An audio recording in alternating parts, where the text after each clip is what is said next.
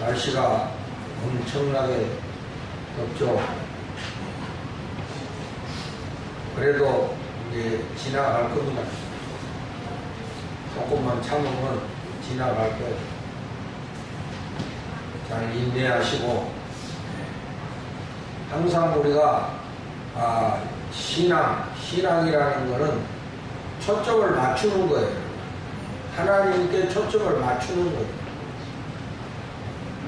우리 마음이 감정의 변화에 따라서 움직이고, 또 상황의 변화에 따라서 움직이고, 그러면 이게 초점이 흐트러져 버리거든요. 그러니까 자꾸 하나님께 초점을 맞추어가는 이것이 신앙생활하는 거예요. 우리가 처음부터 믿음이 좋아가지고 슈퍼맨이 돼가지고 모든 것을 잘 감당하고 이런 게 아니에요. 우리 연약하기 때문에 흔들리고 그렇습니다. 그럼에도 불구하고 하나님을 믿고 하나님께 자꾸 초점을 맞추어 가는 거예요, 신앙생활.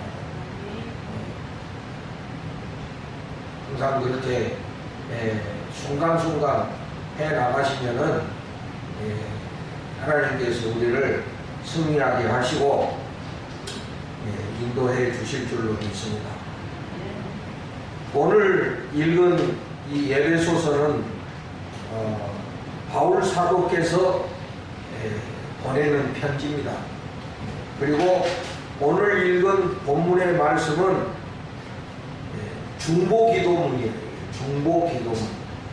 우리가 성경에 기도문들이 나오는데 특별히 오늘 우리가 읽은 이 말씀은 바울의 기도문, 바울의 중보기도문이라 이렇게 우리 말할 수 있어요. 그러니까 바울 사도께서 교회를 위해서, 그러니까 교회는 곧 성도거든요. 성도. 교회는 곧 성도를 의미하는 것입니다. 그래서 그 성도들을 위한 중보기도문이다 이렇게 말할 수 있어요. 그래서 여러분 나는 교회를 위해서 뭘 기도해야 되는지 모르겠습니다 하시는 분들은 요거 하시면 돼요. 요거 밑줄 쫙 끄시고 내가 교회를 위해서 어떻게 기도해야 될까, 이거 하시면 돼. 이대로 기도하시면 됩니다. 참 기도문이 너무너무 좋습니다. 그런데 3장 1절을 보세요. 여러분 에베소서 3장 1절을 보세요. 3장 1절을 보시면 이러므로 그리스도 예수의 일로 너희 이방인을 위하여 갇힌 자 된 나 바울이 말하거니와 이랬습니다. 그러니까 지금 바울 사도께서 갇혀있다 이 말이에요. 뭐 때문에? 그리스도 예수의 일로 너희 이방인을 위하여 갇혀있다. 어디에? 감옥에 갇혀있다. 그러니까 지금 이 편지는 옥중의 편지다. 옥중의 편지. 옥중에서 쓰는 편지다 이 말이에요. 우리가 조금 이제 한자로 말하면 옥중서신이다 이렇게 우리가 말하는 것이죠. 그런데 바울이 감옥에 갇힌 이유가 뭐냐면은 이방인에게 복음 전했다는 것 때문에 감옥에 갇혔다는 거예요. 그러니까 지금으로서는 우리가 이해가 안 되지. 지금 우리가 전도한다고 해가지고 감옥에 가는 건 아니잖아요. 그죠? 만약에 그런다 그러면은 전부 교회 안 나올 거야. 그러나 그 시대에는 그랬다 이게. 그 시대에는 이 이방인에게 복음 전하는 것이 이게 문제가 돼서 감옥에 갇혔다 이거. 그러니까 바울이 한 번만 갇힌 게 아니라 여러 번 감옥에 갇혔다. 근데 그 감옥 안에서 이 편지를 쓰고 있다는 것이죠. 그러니까 이 중보기도문은 바로 그 옥중서신의 일부가 되는 거예요.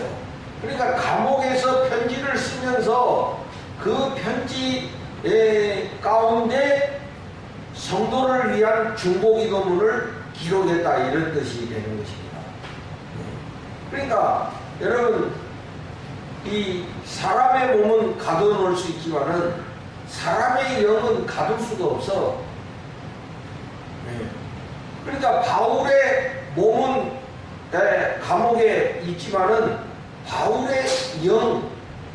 바울의 영까지 감옥에 가둬놓을 수가 없는 거예요. 조금 이제 신앙적이 아닌 말로 하면은 우리 몸은 가둬놓을 수 있지만은 우리의 정신까지는 가둬놓을 수가 없는 거예요. 그렇잖아요. 우리의 이 육체, 우리의 몸은 가둬놓을 수 있지만은 우리의 정신까지, 우리의 영혼까지 가둬놓을 수는 없다는 것이죠. 그러니까 감옥에 갇혔어도 얼마든지 생각할 수 있고 또 기도할 수 있고 편지할 수 있고 이런 것이죠. 얼마 전에 그 방송을 보니까 제주도 그 올레길을 만드신 그 여자분이 나와서 인터뷰를 하더라고요. 그래서 그 올레길을 처음에 시작하신 분이야. 거기 이 대표시더만 보니까. 근데 이분이 그 올레길을 만드는데 가장 도움을 많이 준 사람이 누구냐면 자기 남동생이야. 자기 남동생. 근데 자기 남동생이 뭐냐면 제주도에서 주먹이야, 주먹. 조폭이야, 조폭. 그래서 감옥을 대학처럼 들어갔다고. 국립대학에 아주 잘 들어갔다는데 이 친구는 거기만 들어가면은 책을 그렇게 많이 읽는. 근데 그 책도 제주도 역사에 대한 책을 그렇게 많이 읽어가지고 하여튼 제주도 역사는 빠삭하다는 거예요. 그 동생이. 뭐 어디에 뭐 있고, 그리고 또 조직이 있어가지고 어느 동네 가면 다 이렇게 조직이 다 있다는 거예요. 바로 이 누나가 그 올레길을 만들 때 가장 도움을 많이 준 사람이 그 남동생이에요. 국립대학에 다니는 그 남동생.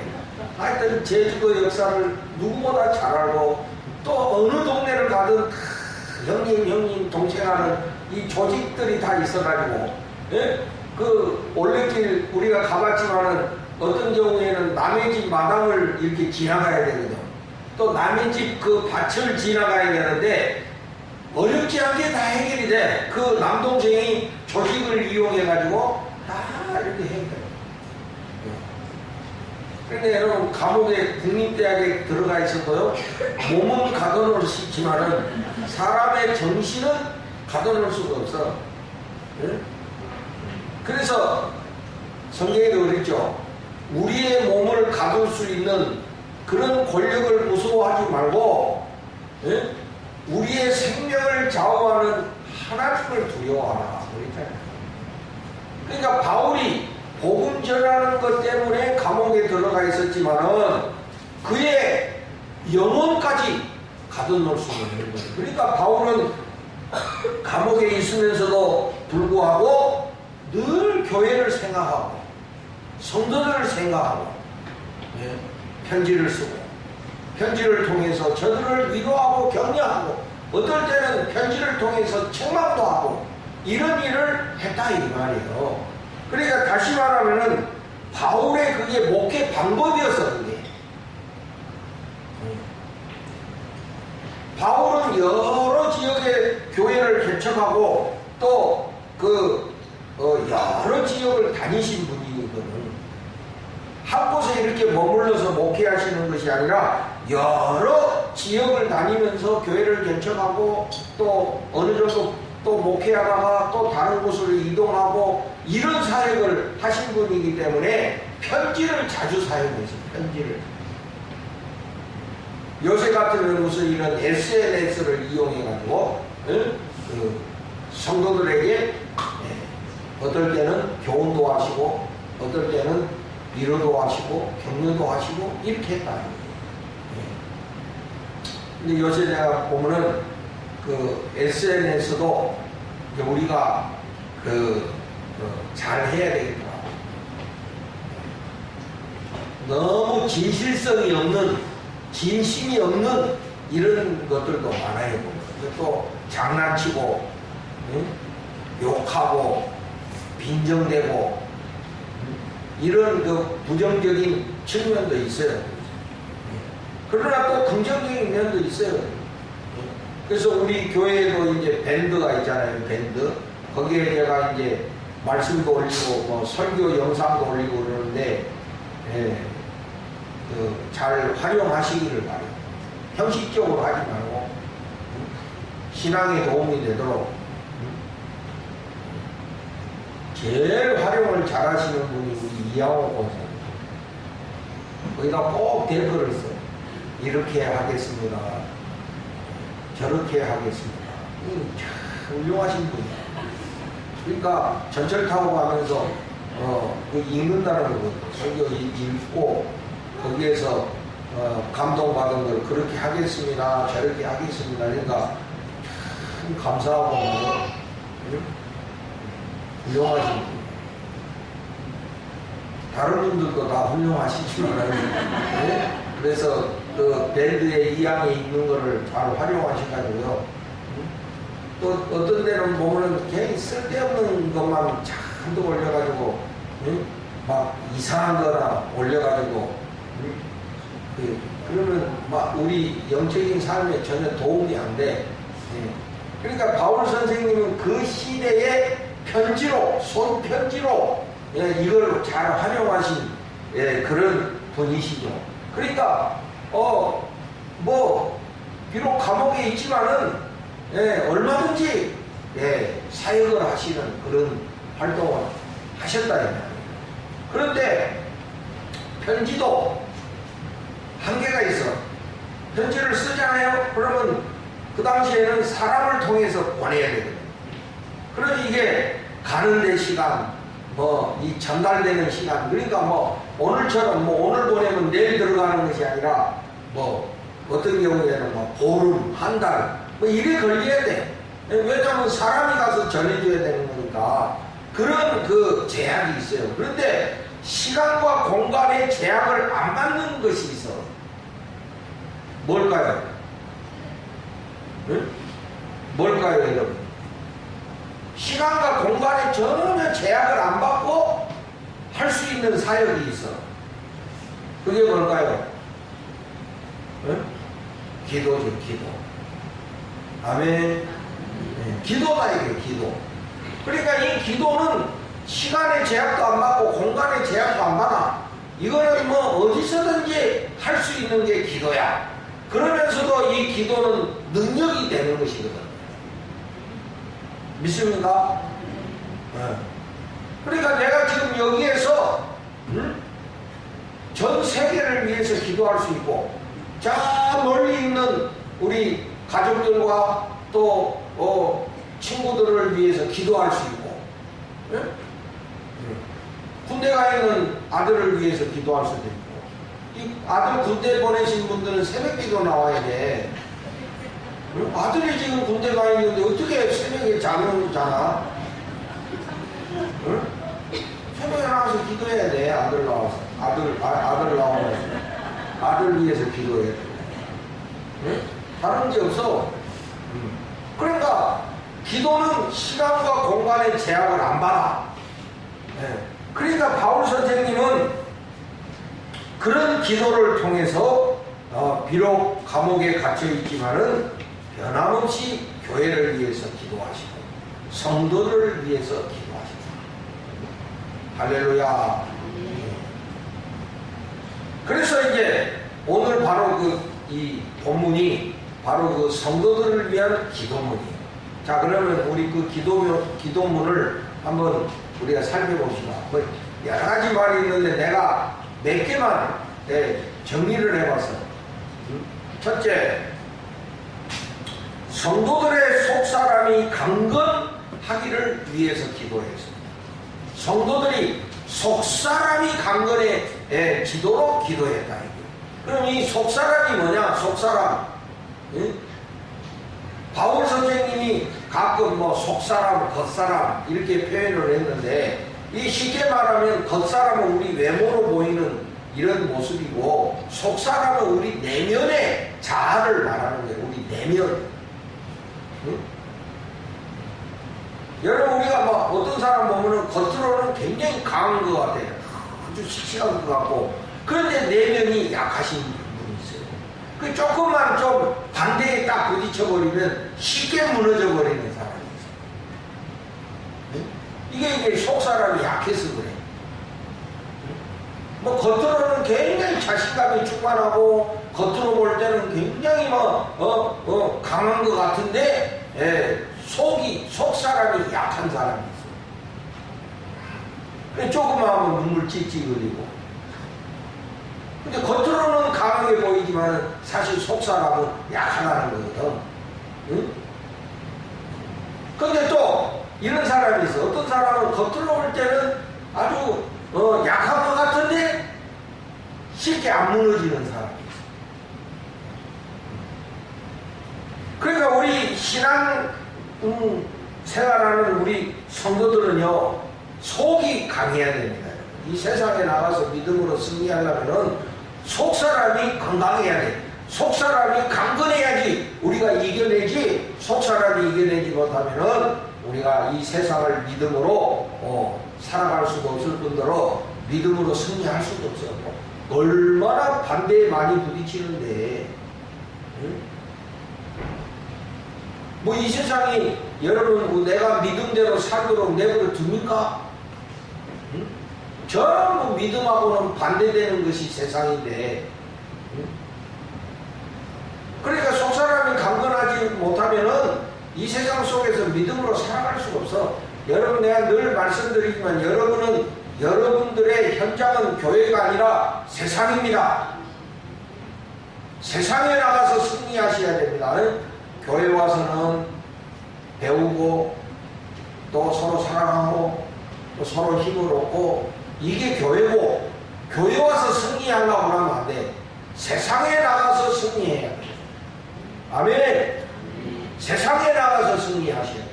그러려면 속사람이 강건해야 돼.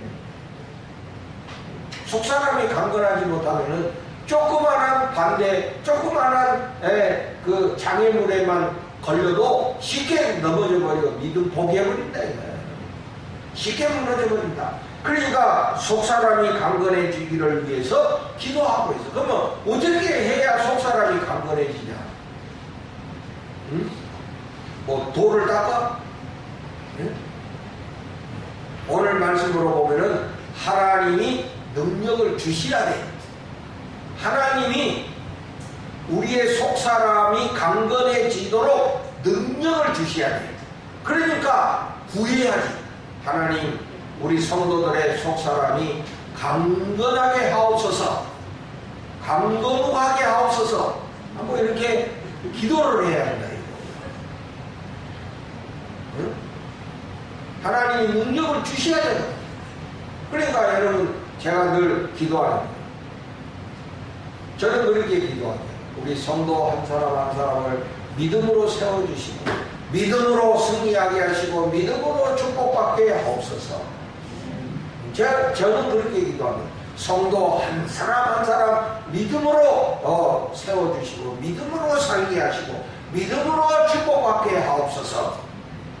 내가 뭐 새벽에 뭐 앉아서 쭈그리고 앉아가지고 뭐 하고 있어. 다른 기도 안 해, 나는. 저는 기도가 길지 않아요, 그러면. 몇 마디로 끝나네, 기도는. 그리고 가만히 있어. 주로 우리 성도들 한 사람 한 사람이 믿음으로 승리하고, 또 믿음으로 축복받도록 기도합니다. 여러분, 늘 기억하시기 바랍니다. 그게 목사의 사명이지. 내가 뭐 일주일 내내 여러분 안 따라다니지만은, 예? 제가 늘 새벽에 그렇게 기도합니다. 우리 성도들이 믿음으로 살고, 믿음으로 승리하게 하시고, 믿음으로 축복받게 하옵소서. 그럼 믿음이 뭐야? 우리 속사람이 강건해지고, 속사람이. 여러분들이 세상에 나와가지고요, 나는 여러분한테 솔직히 말해서 여러분들이 교회 와가지고, 예? 교회 일에도 충성하고, 교회 일에도 성실하게 잘 하셔야 되겠지만은, 그것보다 여러분들이 세상에 나가서 하나님 백성으로서 승리하기를 원합니다. 그 다음에 두 번째는 성도들의 마음에 그리스도가 살아계시도록 그렇게 기도하고 있습니다. 오늘 본문 말씀에도 보면은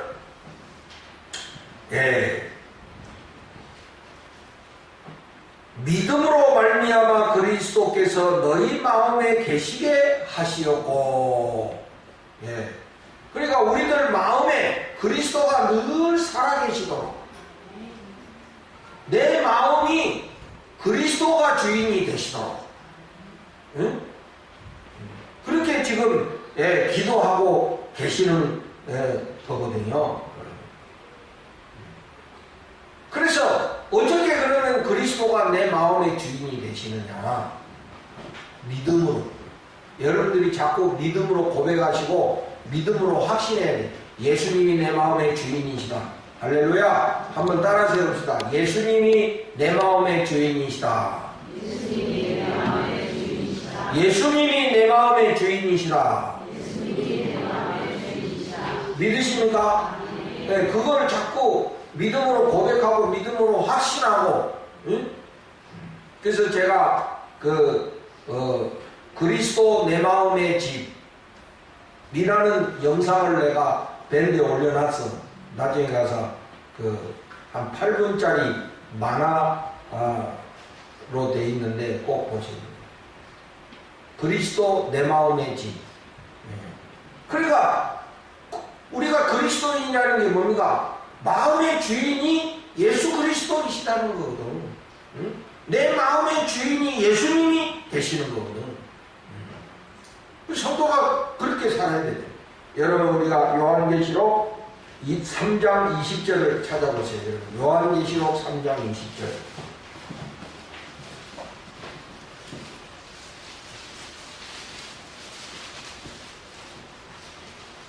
요한계시록 3장 20절. 다같이 한번 읽어봅시다. 시작. 볼지어다 내가 문 밖에 서서 두드리노니 누구든지 내 음성을 듣고 문을 열면 내가 그에게로 들어가 그와 더불어 먹고 그는 나와 더불어 먹으리라. 아멘. 예수님을 내 마음에 모셔서 그 예수님과 더불어 먹고 마신다. 교제한다. 교제. 그래서 내 마음에 항상 예수님이 주인이 되시도록 좌로나 우로나 치우치지 아니하고 예수님이 내 마음의 주인이 되시도록. 이게 얼마나 중요한 기도입니까? 내 마음의 주인이 예수님이 안 되고 내 마음의 주인이 욕심이 되버리면 여러분 이거는 인생은 큰일 나게 돼 있는 거예요. 여러분 아무리 좋은 자동차라 하더라도요, 어떤 운전사가 운전을 하느냐에 따라서 여러분 달라지는 거예요. 응? 예를 들어서 이 음주 운전자가 운전을 해봐. 그 차가 아무리 비싼 차인들 뭔 소용이 있어. 이거 어디 가서 어디다가 들이받고 어떻게 사고를 할지 모르는 거거든요. 차만 비싼 거면 뭐해? 그러니까 초보 운전자들은 처음부터 너무 좋은 차 끌고 다니면 안 되잖아. 다 끌고 먹고 찌그러뜨리고 이러면 옆에서 속 터지지. 근데 이게 싼 차 사가지고 운전하게 되면은 뭐 좀 들이받아도 괜찮고 뭐 좀 끊겨도 괜찮잖아. 새 차 나올 때는 그냥 조금만 누가 막 건드려도 그냥 막 이게 누가 이랬어 이거. 옛날에 우리 차에다 어떤 놈이 순돌이라고 써놔가지고 그거 내 범인 잡으려고 그래. 나 알아 내가 어떤 놈인지. 차에다가 못으로 글을 써놔. 근데 이제 시간이 지나면은 뭐 별로 이제 그런 게 무뎌지잖아요. 이게 뭐 차가 얼마짜리냐. 물론 그런 것도 중요하겠지만 중요한 거는 운전자가 누구냐 이게. 미친 사람이 운전해봐. 그 차가 어떻게 되겠어? 예? 술 취한 사람이 예? 그 차를 운전해봐. 그 차가 어떻게 되겠어? 시간 문제지. 예? 그 차를 운전하는 사람이 예? 정신이 똑바르고 건강한 사람이 운전을 해야 될 거 아니에요.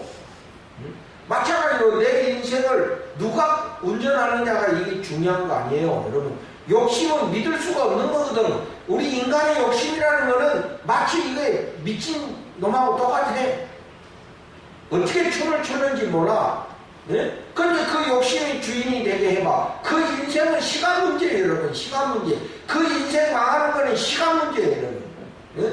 그러나 영원하시고 변함없으시고 신실하신 예수님이 내 인생의 운전자가 돼서 내 인생을 운전해 주신다면은 여러분 이거는 무사고에다가 영원히 안전한 인생이 된다 이 말이에요, 여러분.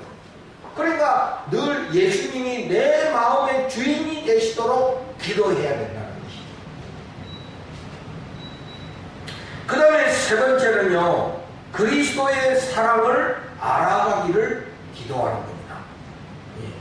여기 여러분 그 18절에 보면은 모든 성도와 함께, 이게 교회거든요, 여러분. 이 교회요. 모든 성도와 함께 지식에 넘치는 그리스도의 사랑을 알고. 그래서 바로 여기에 교회가 뭔가가 나와 있는. 교회는 뭐냐? 교회라는 것이 뭐냐? 모든 성도들이 그리스도의 사랑을 알아가는 공동체가 교회다. 이런 뜻이에요. 교회가 뭐냐? 교회는 바로 성도들이 함께 그리스도의 사랑을 알아가는 공동체다. 교회라는 공동체를 통해서 그리스도의 사랑을 배우고 그리스도의 사랑을 훈련하고 그리스도의 사랑을 깊이 알아가는 것이다. 그게 교회다 이 말이에요. 그래서 여기 보세요. 19절에 보면 그 너비와 길이와 높이와 깊이가 어떠함을 깨달아. 뭐예요? 그리스도의 사랑의 넓이와 길이와 높이와 깊이가 얼마나 되는지를 교회를 통해서 깨달아갑니다. 교회라는 공동체를 통해서 그리스도의 사랑을 깊이 알아가고 깊이 체험하는 것이다. 이게. 그게 교회다. 이게. 그러니까 교회는 나하고 안 맞는 사람, 미운 사람이 있어도 그런 사람과의 관계 속에서 그리스도의 사랑을 배워가는 것이 교회다. 있습니까? 그게 교회 생활하는 거예요. 여러분 어때요? 여러분 교회 생활을 통해서 그리스도의 사랑을 알아가고 계십니까? 그리스도의 사랑을 배워가는 거예요. 그리스도의 사랑을 실천하고 그리스도의 사랑을 깨달아가는 거예요. 참 그리스도의 예수님의 사랑이 이렇게 놀라운 것이구나. 예? 그리스도의 사랑이 이렇게 오묘하고 이렇게 깊은 것이구나 하는 것을 교회를 통해서 알아가는 것이다. 그러니까 우리가 성도들이 함께 그리스도의 사랑을 실천해야 되는 교회를 통해서 사랑하고 용서하고 용납하고, 그래서 그리스도의 사랑을 알아가는 것이 교회다. 자, 이렇게 이제 기도문을 우리가 살펴봤는데, 뭐 속사람이 강건하게 하고 그리스도가 마음의 주인이 되게 하고 그리스도의 사랑을 교회라는 공동체를 통해서 알아가게 해달라고 하는 게 이 기도의 주 내용인데, 여러분이 이런 기도의 내용이 바울 선생님이 평소에 가르치던 내용이야. 이게 평소에 성도들한테 가르친 내용이다 이 말이에요. 그런데 여기서 우리가 중요한 걸 알아야 돼. 여러분, 교회에서 배우고 하나님의 말씀을 배우고 가르쳤는데 그 배우고 또 내가 가르치고 깨달은 거를 아는 것으로 끝나면 안 되지. 그것이 우리 성도들의 삶에 녹아져가지고 그것이 우리 성도들의 삶에서 실천이 돼야 돼. 응? 그러니까 믿는 것과 아는 것과 행하는 것이 하나가 돼야 된다 이 말이에요. 배우면 뭐해? 실천을 안 하면. 근데 내가 볼 때 우리 한국교회는 지금 너무 많은 것을 가르치고 배워. 그래서 아는 거는 많해. 근데 아는 것이 많으면 뭐해? 실천하지를 않는 거예요. 그러니까 여러분 하나만 배우고 하나만 실천하는 것이 더 나아. 그래서 어떤 목사님은 1년 내내 설교가 하나밖에 안 한대. 설교를 하나밖에. 1년 내내 똑같은 설교만 한대. 왜냐하면 그거 하나만이라도 제대로 하면 된다. 아마 그러면 다 숨막힐 거야. 그러니까 여러분 너무 많이 배우긴 했는데 무슨 뭐 이것도 배우고 저것도 배우고 막 여러 가지 프로그램을 통해서 막 배운 거는 많아가지고 그런데 실천하는 게 하나도 없어. 그러니까 신자들이 전부 나이롱이 나이롱.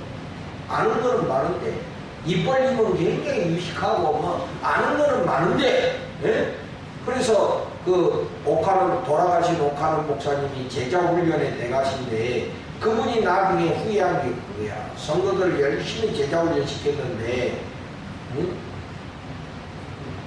그래서 성도들이 수준은 올라갔는데 행하는 것이 물론다.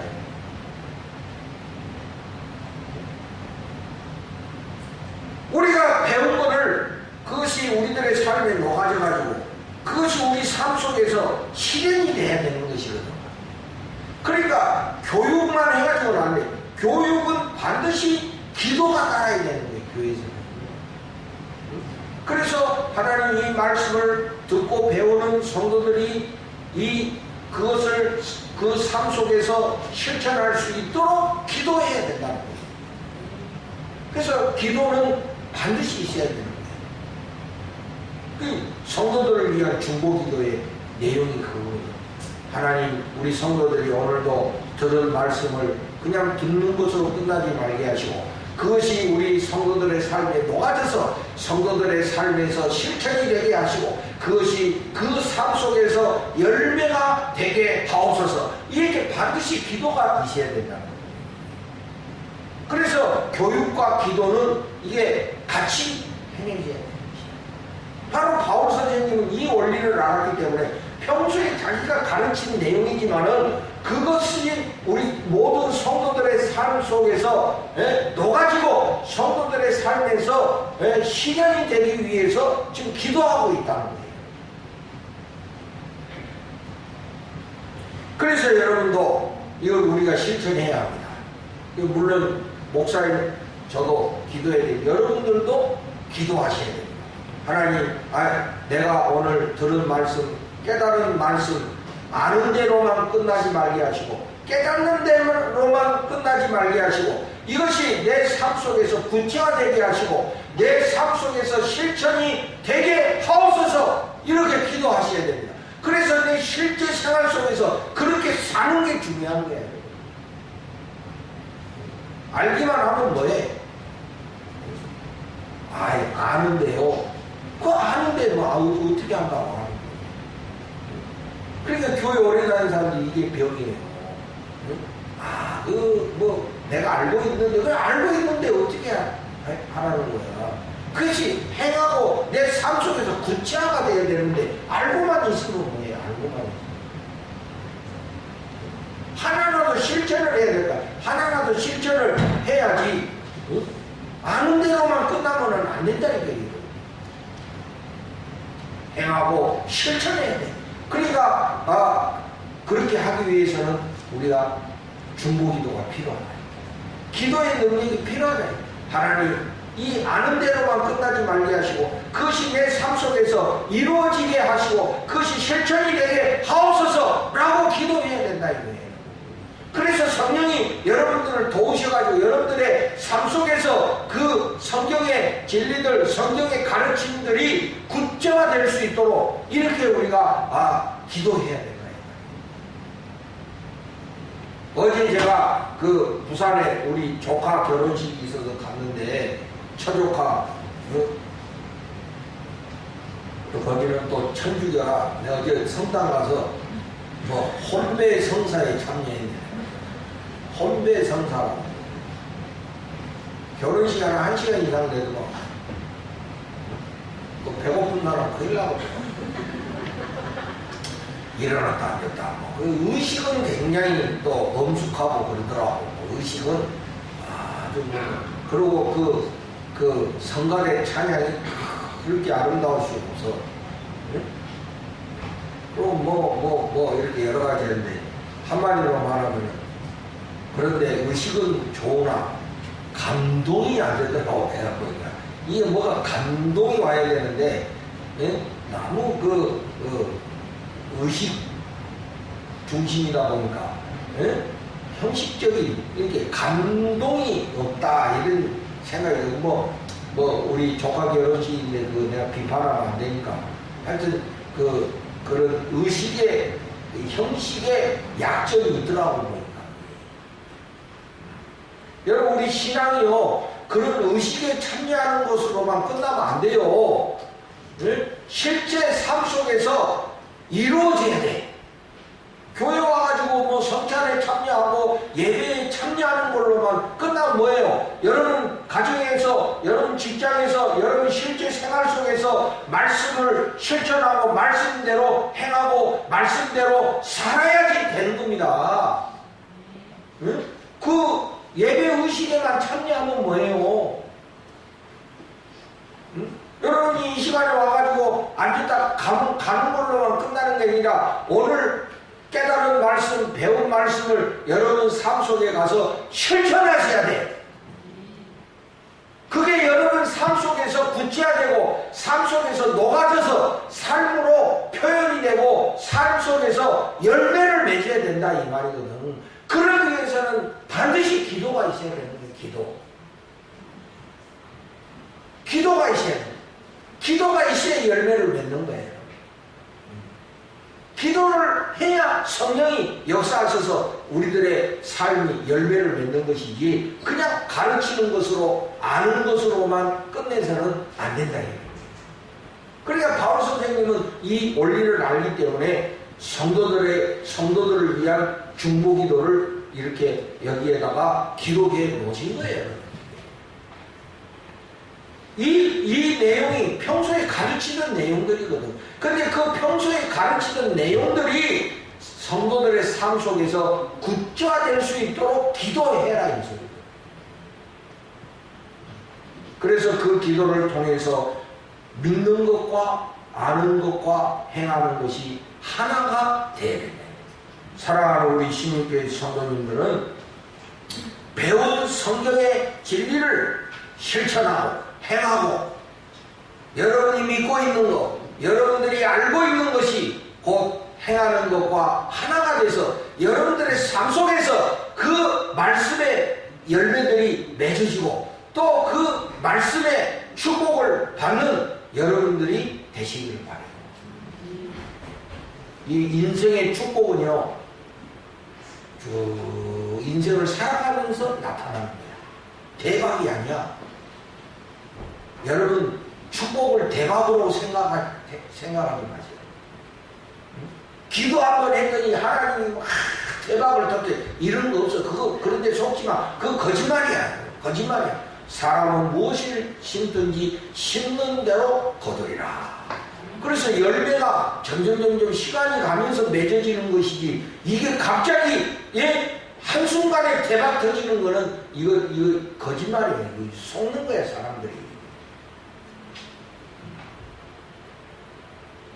속지 마세요 여러분. 그런데 그래서 우리 삶이 이렇게 진행되면서 저는 그 말이 참 좋더라고.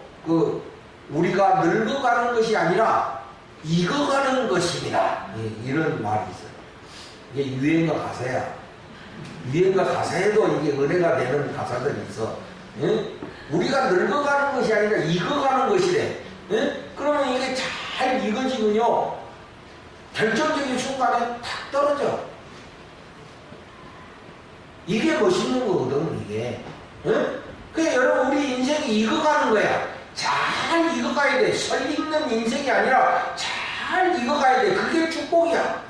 그래서 여러분의 마지막 노년의 삶이 정말 하나님 은혜 안에서 복된 삶이 되는 게 이게 진짜 축복이지. 대박이 이게 축복이라고 생각하시면 안 돼. 그러니까 요새 젊은 친구들이 대박을 꿈꾼다 이거지. 그 대박하다가 확 뒤집어져가지고 그냥 에? 맨날 그냥 뭐야 이게 롤러코스터 타는 것처럼 올라갔다가 내려갔다가 올라갔다가 내려갔다가 정신없이 이게 이런 인생이 되고 마는 거예요. 아 그렇게 해가지고 막 에? 한순간에 잘 되면 얼마나 좋겠어요. 근데 내가 본 바로는 인생이 그런 게 아니더라고요. 말씀대로 살면서 말씀대로 실천해가면서 그 말씀이 열매가 맺고 그 말씀의 열매가 주는 축복이 이렇게 내 인생 속에서 이루어지는 거, 이게 진정한 복된 삶이다.